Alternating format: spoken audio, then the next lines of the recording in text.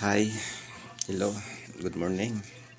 Meron na naman si Simplicio Camerino na magsishare nitong isang coins na 1 piso. Pisong kalabaw. Yan po. Isishare ko sa inyo.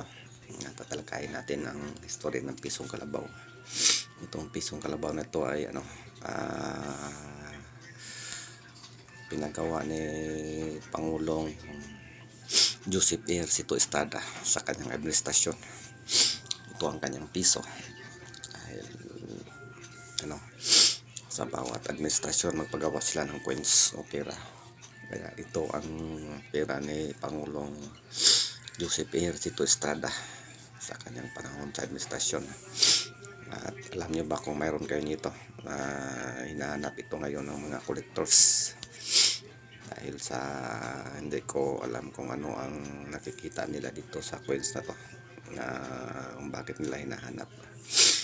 At alam nyo ba na ang ibang mga collectors binibili ito ng mataas na halaga, lalo na kapag ito ay may error nakikita nila nakikita natin kung ano ang kaiba sa ibang coins na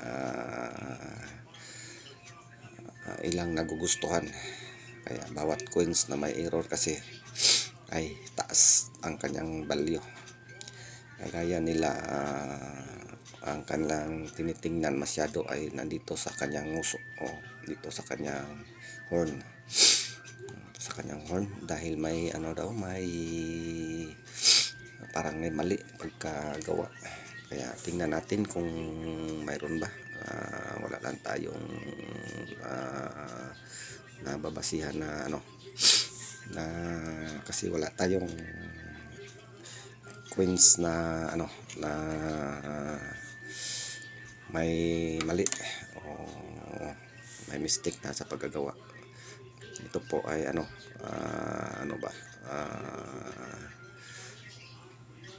natin sa kung anong nakalagay dito. Nakalagay dito sa kanyang Anwa ganyan po, Anwa Mendorisis. Yan po, Anwa Mendorisis sa kanyang sa kanyang tiilan. At saka ito, ano ba nangyari dito sa kanyang tiil o paahan.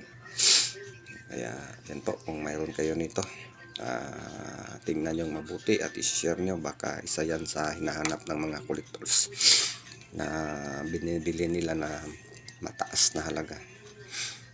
Dahil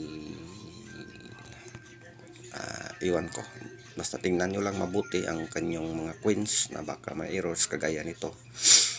Ayan po ay bibilihin ng mga malalaking collectors. Yan po, ang kanyang face value ay 1 piso. At nakalagay dito ay Anwa Mendorisis.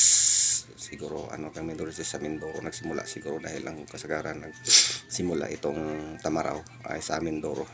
Kaya utang sa Anwa, lugar sa Mendorisis o ano pang ibig sabihin yan, hindi natin nababasa sa history.